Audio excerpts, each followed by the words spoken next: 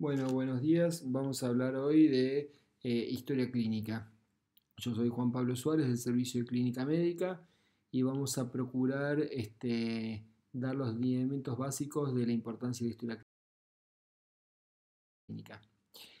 Importante recordar lo que nos dice el doctor Sapira en su libro de semiología, que la persona más importante en la habitación es el paciente.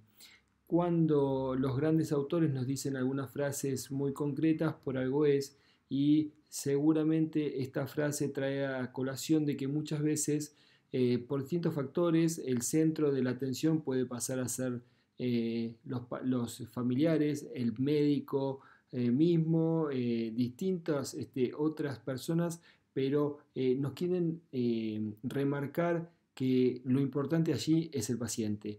Y eso es muy importante para siempre recordarlo. Bueno, cuando uno habla, y les vamos a decir a lo largo de semiología, que la anamnesis es fundamental, igual que el examen físico, y vamos a ser muy enfáticos con esto, a veces parece como que es medio antiguo, que no es tan así, que lo decimos por romanticismo, pero que no es verdad. Vamos a tratar de ponerle números a esto porque créanme que es así como estamos convencidos. Cuando uno no tiene una buena historia clínica, todo lo que viene va a ser confuso. Pero decía que vamos a tratar de ser objetivos y ponerle números a esto. Y cuando uno busca en la bibliografía, se da cuenta que la anamnesis es lo más importante para poder aproximarse a lo que le está pasando a un paciente. El examen físico aporta más o menos un 10% más y los análisis de laboratorio otro 10%. Es verdad que estas investigaciones, digamos, en los últimos años no encontré yo en la bibliografía que ponderen de esta forma como hacían los artículos previos. Es verdad que hay muchas nuevas técnicas de diagnóstico y de seguimiento y de tratamiento. En este momento estamos hablando de la parte diagnóstica y que nos apoyamos en ellas. Pero no es menos cierto que a pesar del enorme avance tecnológico, la anamnesis y el examen físico siguen siendo esenciales para entender lo que le pasa a un paciente. Y por otro lado, a veces no tenemos los estudios complementarios de alta tecnología disponibles, con lo cual también revaloramos siempre la anamnesis y el examen físico.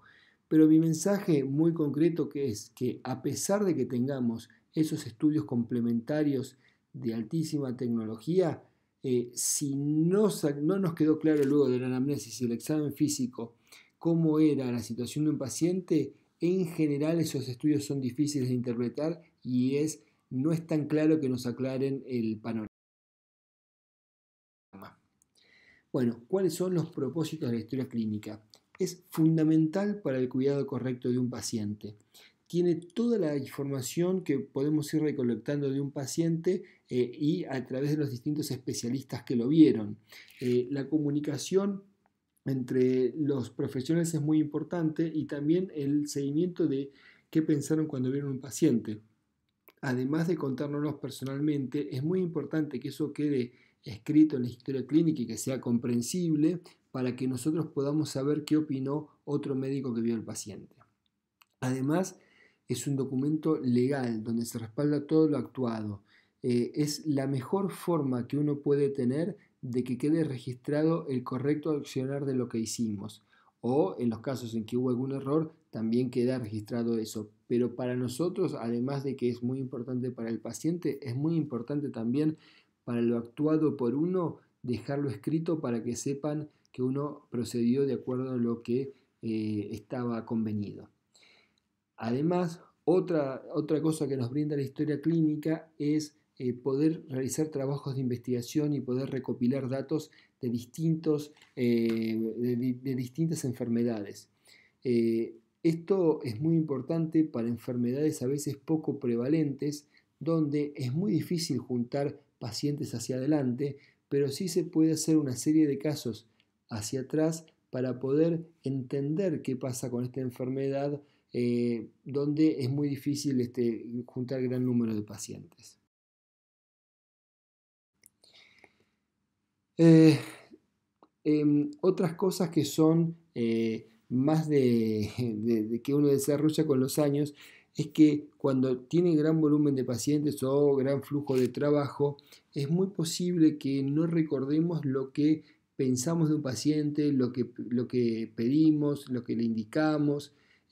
Cuando uno está con el paciente enfrente piensa que siempre se va a acordar y que no necesita escribir muchas cosas. Créanme y se los aseguro que es muy frecuente que uno no se acuerde los detalles o no se acuerde a veces cosas importantes que uno quería pedirle al paciente o que había pensado con el paciente. Pero fundamental, quiero recalcar que es muy importante para cuidar bien al paciente.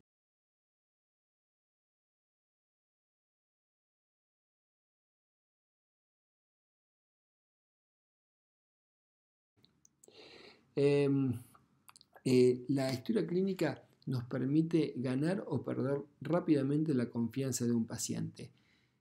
Si somos empáticos, si nos conectamos sinceramente con el paciente, vamos a tener su confianza. Si somos distantes, agresivos, con poca empatía, seguramente ese paciente no va a desconfiar de nosotros, no va a tener un buen vínculo y va a ser mucho más difícil el seguimiento.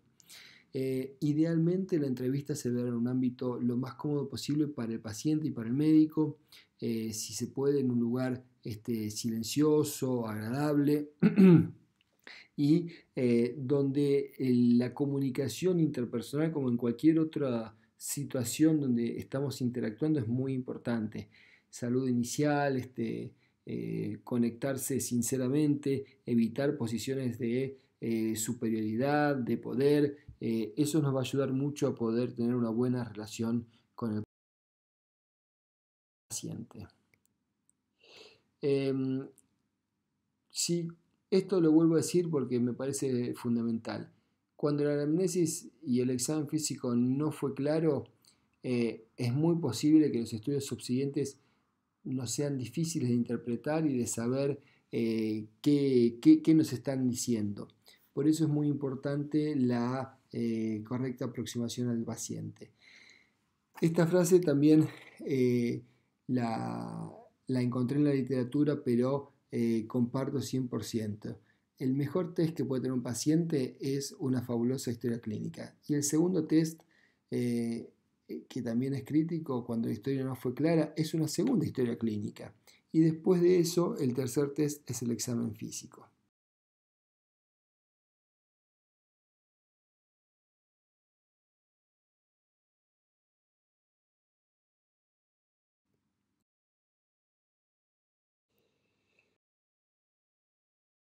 Bueno, ¿cómo estructuramos la historia clínica?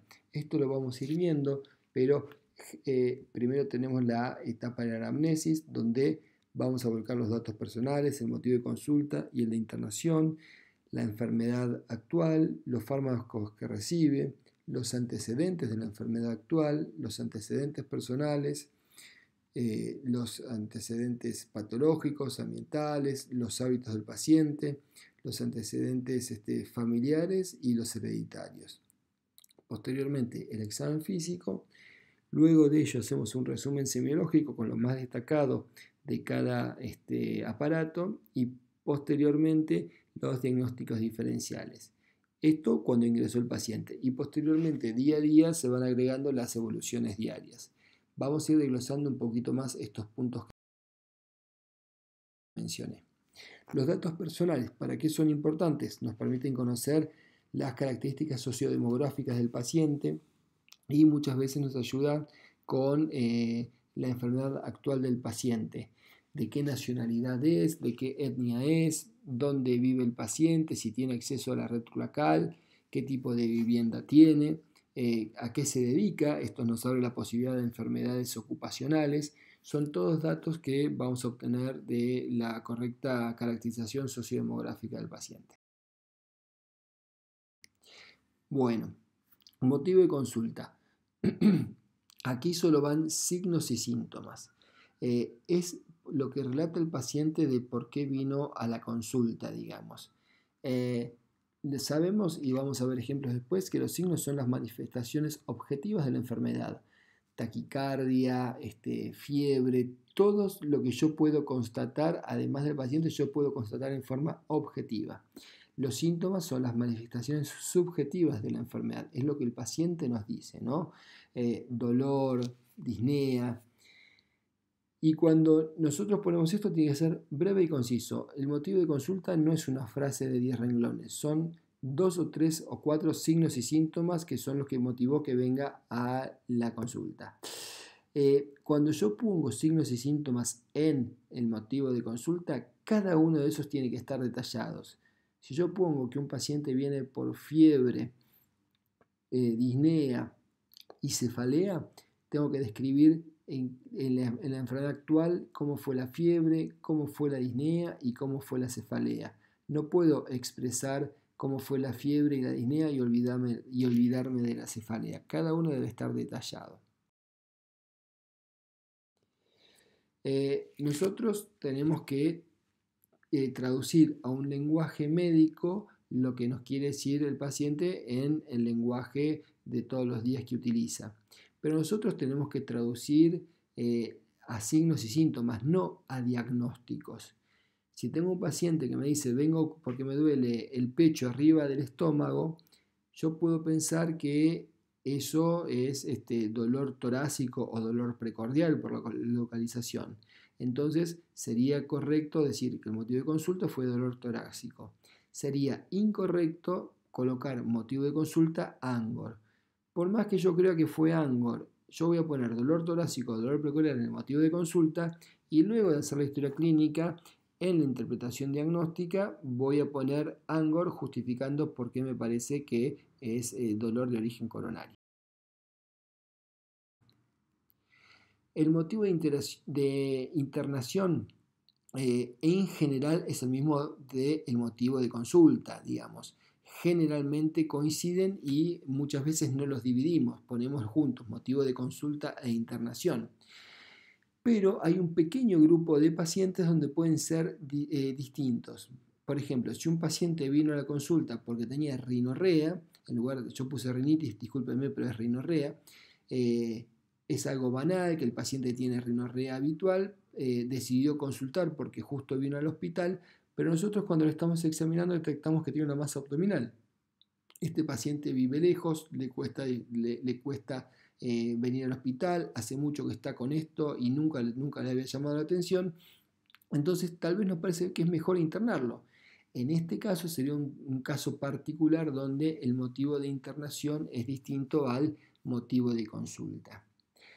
Yo dije que, volviendo una para atrás, que el motivo de internación siempre, o el motivo de consulta siempre son signos y síntomas.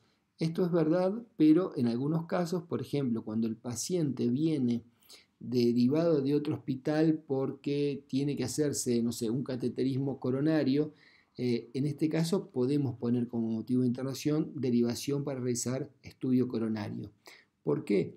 Porque esto me lo dice el paciente, no es que yo interpreto algo y después saco una conclusión. No, el paciente ya viene derivado por este motivo. En ese caso, yo no voy a poner motivo de consulta de internación, dolor precordial. Voy a poner motivo de internación derivado para realizar estudio coronario. Y en la enfermedad actual sí voy a aclarar, un paciente de tantos años que consultó por dolor precordial a otra institución, le hicieron los estudios y por necesidad de cateterismo coronario se deriva a la institución. En ese caso es el caso en el que yo puedo poner el motivo directamente por el cual vino porque ya me lo cuenta el paciente. Bueno, lo que mencionamos, signos, manifestaciones objetivas de la enfermedad. Yo lo puedo constatar. Le pongo el termómetro y tiene fiebre. Le tomo la presión con el tensiómetro, está con hipotensión. Está con frecuencia cardíaca elevada, taquicardia, edemas, hemóptisis.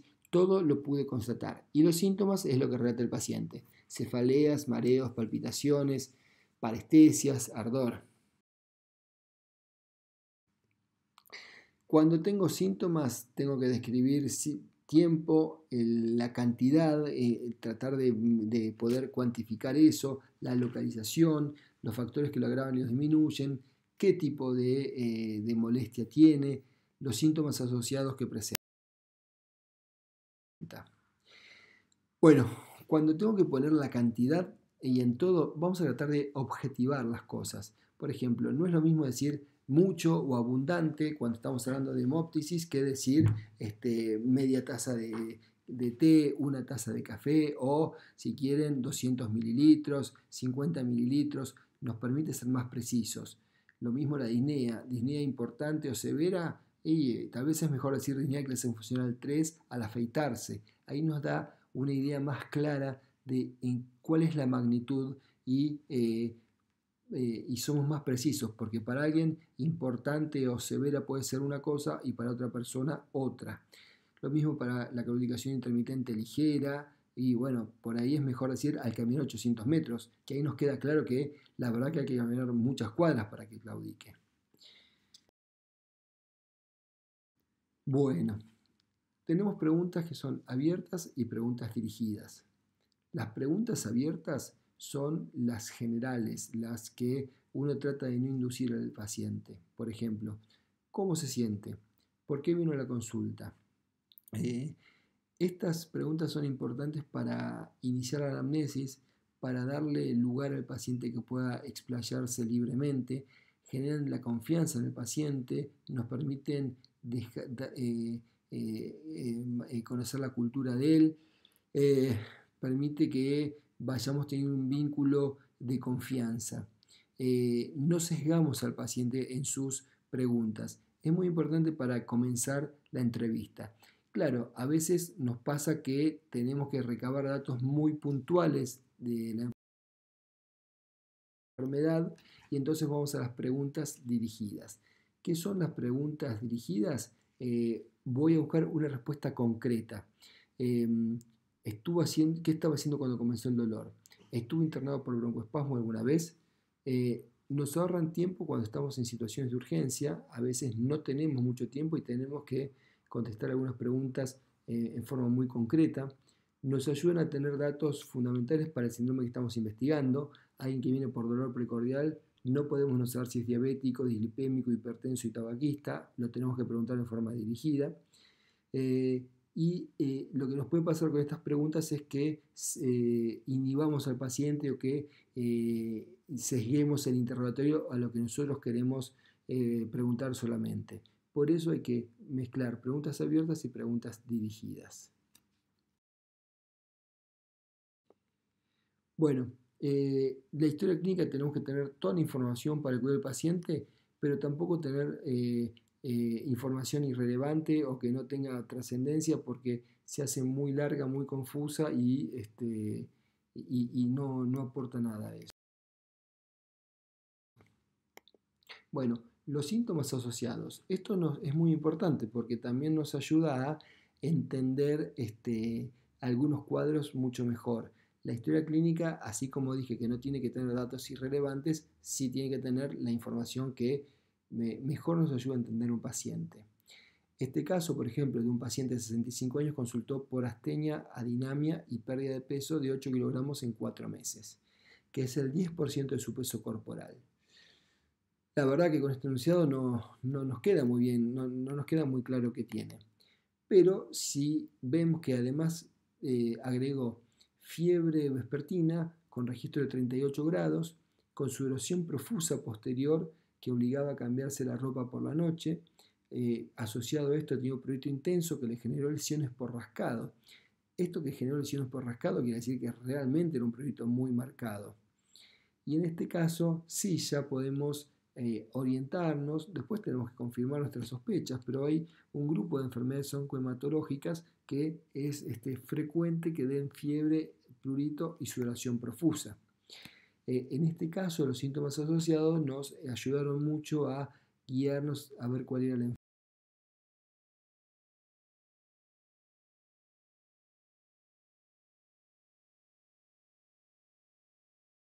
enfermedad. Bueno, este otro caso, una mujer de 28 años consulta por fiebre y tos de larga duración. En este enunciado puede ser cualquier cosa o muchas cosas por lo menos.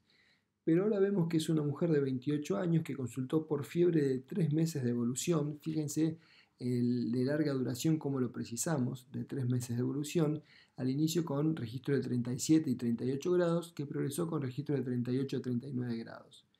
Asociado a esto, presentó tos progresiva al momento actual, que por momentos se torna incoercible.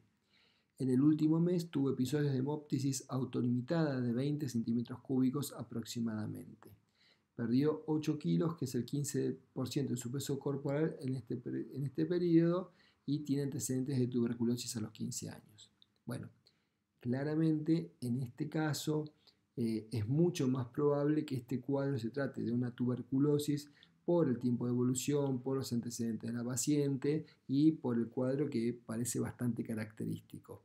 Esto es mucho más orientativo que el enunciado inicial que teníamos.